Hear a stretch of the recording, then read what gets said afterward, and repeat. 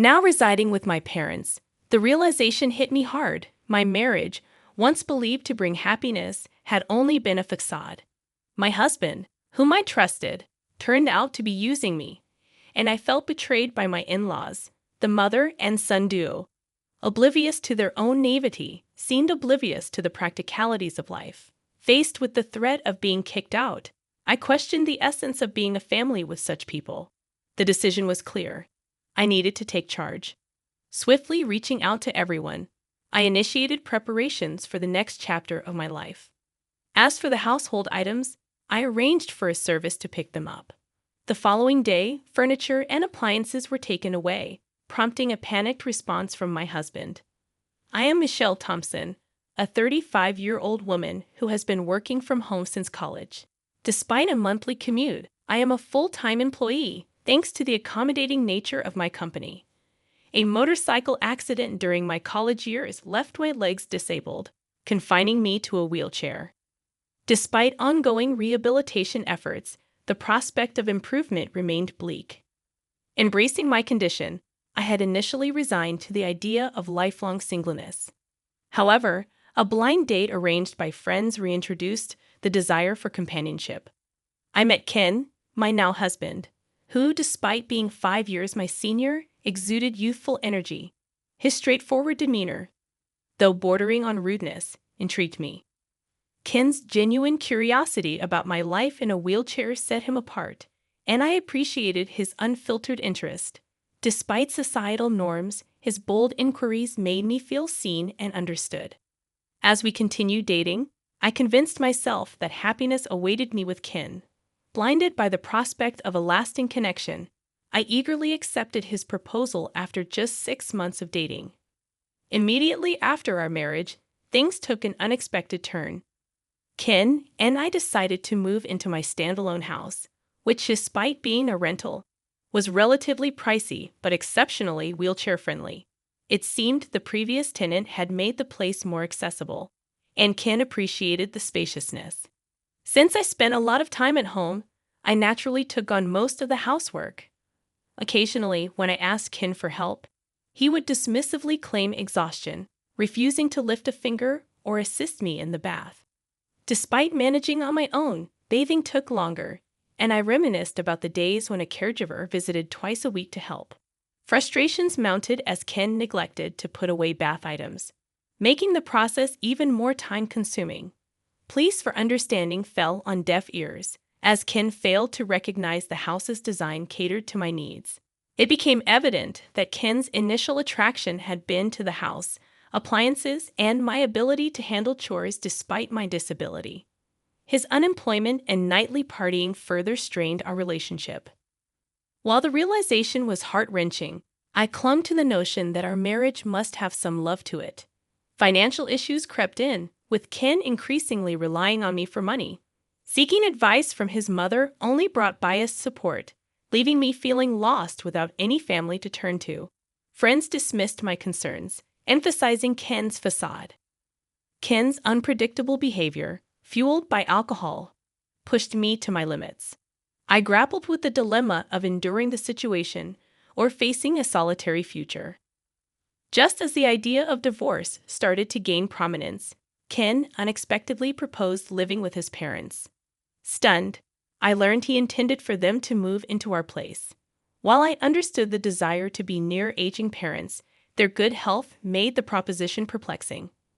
I couldn't comprehend why Ken's parents were considering moving from their own home to ours. Did they genuinely need to stay here? With 4 people in the house, it would be cramped, and given that I work from home, it would be quite inconvenient. "You're always thinking about yourself, huh? I never thought you were this selfish," Ken accused. "I'm just questioning why they need to move here when they have their own place. Our home is more spacious, modern, and equipped with all the conveniences. Besides, it's designed to be accessible for elders. If Ken's parents move in, I'd have to be on my toes during work hours. While Ken is rarely home, his retired parents would likely be around a lot. Sharing the bathroom and kitchen? I'm slower than most people, and I can foresee the challenges of such a living situation. Can I have some time to think?" "You better hurry up. We don't have much time, Ken retorted. Despite his claim of limited time, Ken wasted no time. By the weekend, he brought his parents over, making me suspect they had been planning this move for a while. You know, I've been thinking. Maybe you should consider a facility, Ken's mother suggested. What? I couldn't believe what I was hearing. A facility for me? Yeah, it's a good idea, right? You have your own limits. In a facility, they take care of everything. It became apparent that Ken wasn't just contemplating his parents moving in. He was also considering sending me away. I'd visit you from time to time. That statement jolted me awake. If not now, then when, Ken? What am I to you? Your wife, right? Would you really tell your beloved wife to go to a facility? Hold on. When did I say I love you, Michelle? Ken's words flushed my face with anger. This guy, Ken, was using me. Wasn't it my fault for letting it get to this point? I thought I had to draw a line. Then, even more shocking words came out of Ken's mouth. In this house, I'm going to live with my parents. You, an outsider, can go live in some cheap facility. What'd you just say? I looked to his parents, hoping for support, but they just had eerie grins on their faces. Why are you laughing? What's the big deal, huh? Were they targeting my home even before our marriage? Things have been escalating too fast lately. I need to evict these people. Please leave. What, leave now? How can you talk to my parents like that? I felt like I saw the real Ken. He was yelling at me with such fury. If he cares so much for his parents, why doesn't he earn his own money and build them a house? Why does he have to take mine? My head felt like it was on fire. It's okay, Ken. Michelle must have been shocked since we came unexpectedly, his mother said. We just came to check the place today. Yeah, we need to check before moving in. Looks like there are more appliances than last time. Seems comfy to live in. They were genuinely here to take over my home. In an attempt to steady my nerves, I took a deep breath, inhaling oxygen. A sudden question lingered in my mind. If I leave, how are they planning to sustain themselves?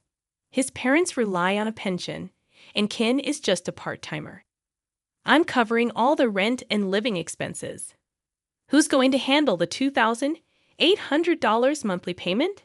Do his parents assume Ken is covering the living expenses? Disregarding my concerns, his parents cheerfully departed, with Ken following suit. I'm going to stay at my parents' tonight. Hold on, we need to talk. There's nothing to talk about. I, the man of the house, have decided. I won't change my mind. Left alone in shock, I couldn't linger in that state. I promptly contacted a real estate agent I knew. When Ken returned the next day, he saw the organized belongings and chuckled. Oh, started packing.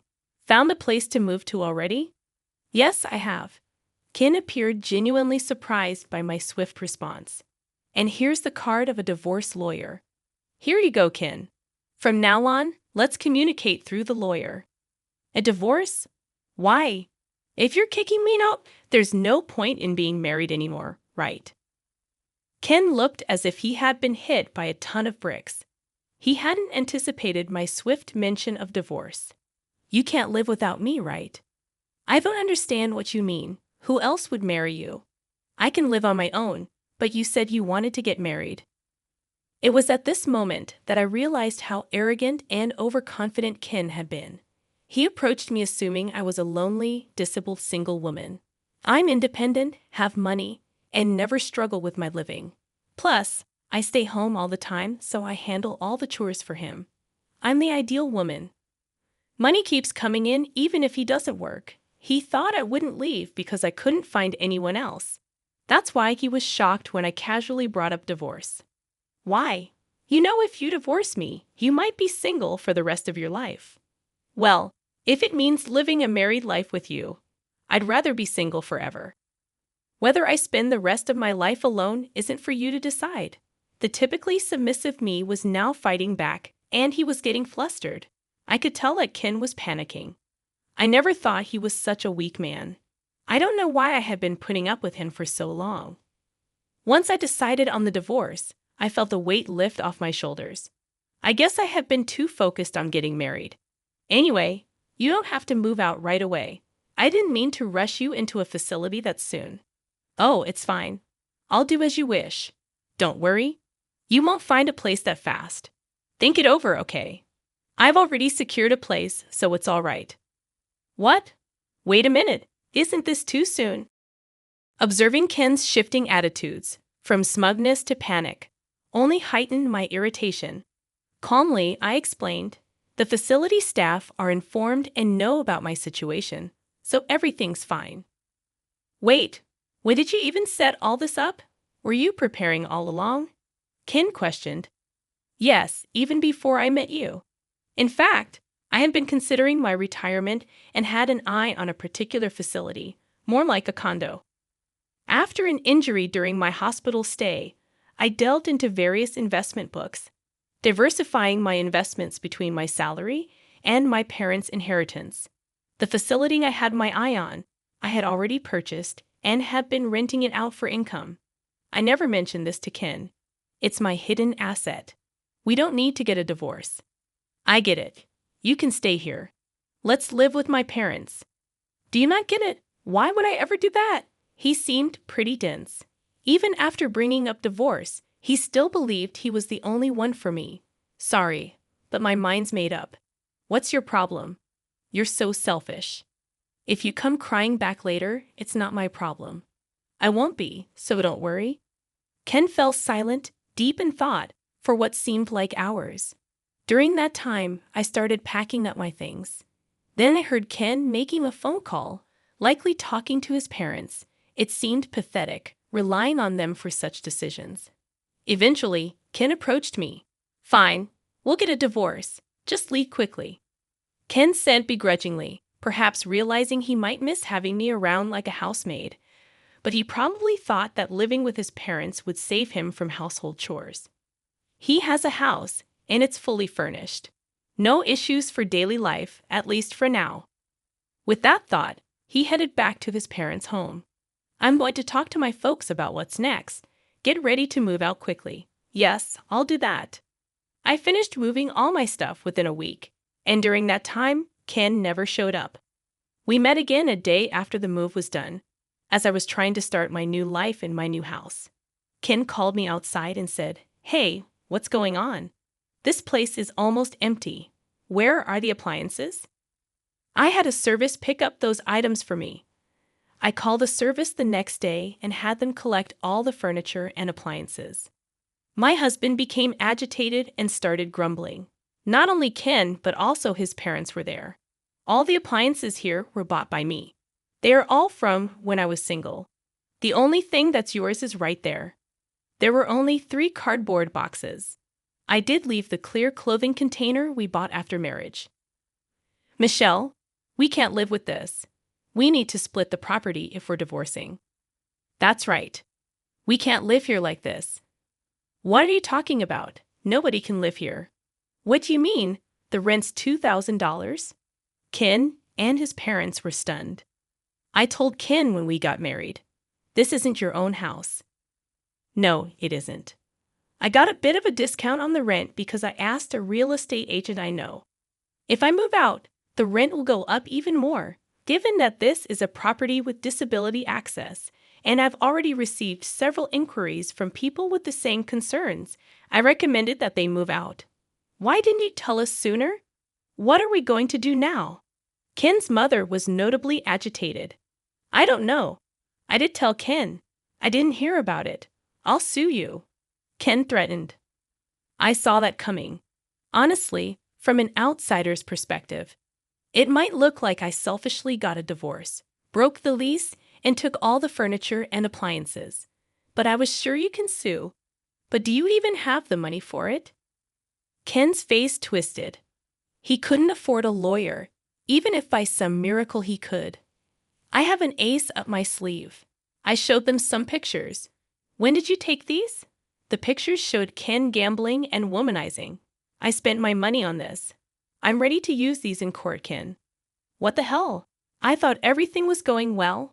His parents were particularly agitated. What's going on? Then suddenly, Ken started to apologize. I'm sorry. Please come back. I need you, Michelle. You're the one who kicked me out. We're already divorced. So what are you talking about? Besides, you don't love me, do you? If that's the case, I'll just leave then. This time, even Ken's parents began to apologize next to him. We don't have a place to live anymore. That was a shock. What do you mean? Our house got foreclosed on. Turns out Ken's family home will be repossessed in a few weeks. They've gone bankrupt. The debt that his father accumulated grew like a snowball and became an amount that's impossible for retirees to pay. Ken, who used to receive an allowance from his parents when he was single, probably thought he was in trouble and decided to get married, hoping for support. Now I understand why his mother was so kind before we got married. I can't help you now. We're strangers. Even if my folks and I end up homeless, are you okay with that? You brought it on yourself, didn't you? Ken's ulterior motive was clear as day. I firmly told him I had no intention of giving him even one piece of furniture or electronics. Please don't say that. Have some mercy. It's too late for apologies. Now sort it out on your own. That's why I'm asking. I can't sort it out. I told Ken and his father, who were so persistent, that if they couldn't pay the rent, they should move out. The place is in my name. So if I cancel the lease, that's the end of it. Evicting them was easy. In the end, even if the lease was transferred, Ken probably couldn't afford to live here. I heard all of this from the real estate agent. I can't pay the rent. In the end, I decided to cancel the lease here. I no longer need this place, and since the divorce is final, everything is over. I somehow kicked out the stunned family of 3 and locked the door. What are we going to do now? I can move into a facility. Goodbye. Facilities like that probably have no freedom and are the worst, right? Good luck in that crappy environment. Maybe Ken felt unsatisfied, not having the last word because he spat out those bitter words. I ignored Ken and his parents and left the scene. But Ken wasn't going to stay put. A few days later, he showed up at the facility where I had moved. Hey, what's this about? Looking at the facility where I was, Ken looked like he was about to faint. It's not a crappy environment at all. It's a luxury facility worth $1 million. I had saved up money, and with the earnings from my investments, I bought this place. The previous occupant had left at the perfect time, so I was able to move in immediately. With the sale of my house and some extra income, I still had plenty left over. This facility is top-notch, with doctors and helpers on site. The floor plan is just like an apartment, with plenty of privacy. The room is a 3-bedroom, so families can live together. There are even couples and families living here. I can call a helper with the push of a button, and there's assisted bathing every day. I originally thought of this as my final residence, but I'm glad I made the move. You had this much money then? Why? I really don't want you coming all the way here. We're strangers now. Please leave. Then Ken suddenly started acting all sweet toward me. Honestly, it's creepy. Can't you just let me live here? What are you talking about? That's impossible. We're divorced. Face reality. That's why. Let's get remarried. I'm living in a motel now. Isn't that pitiful? I can't get a job because I don't have an address at the motel. He's such a smooth talker. He seems to have quickly abandoned his own parents. In the end, he only thinks about himself. Why don't you take a look in the mirror? You look pathetic, living off your parents at your age, becoming a freeloader after marriage, and now begging on the streets. Ken's face turned bright red. You're not ashamed to be clinging to your ex-wife. Look, everyone's watching, aren't they? Residents peeking from their balconies were watching. Actually, I had asked them in advance to look out if my ex-husband came to visit. I thought Ken would surely come looking for me at least once, either to gloat over my miserable state in the facility or to beg. The residents were very cooperative. They purposely looked at Ken with pity. It's like a real-life drama. I want to applaud them. Ken finally noticed the stares and seemed to realize how embarrassing he was being. I won't ask any more. With a pale face, he muttered those words and disappeared. I don't think he'll come here anymore. Later, when I went out, I ran into my mother-in-law working at a supermarket checkout. My father-in-law was a janitor, and my mother-in-law was a cashier. As soon as my mother-in-law spotted me, she turned her face and tried to hide. She was being scolded by a young employee for her attitude. Ken was apparently introduced to a job by someone he met at the motel cafe and was being exploited at a very low-paying job site. I frequently host home parties and live happily every day with people from the same facility. I also became good friends with other wheelchair users. If I had known such a community existed, I would have moved here sooner. I found the time to attend physical therapy sessions. My current goal is to get my legs moving on my own. I lead a fulfilling life both at work and in private.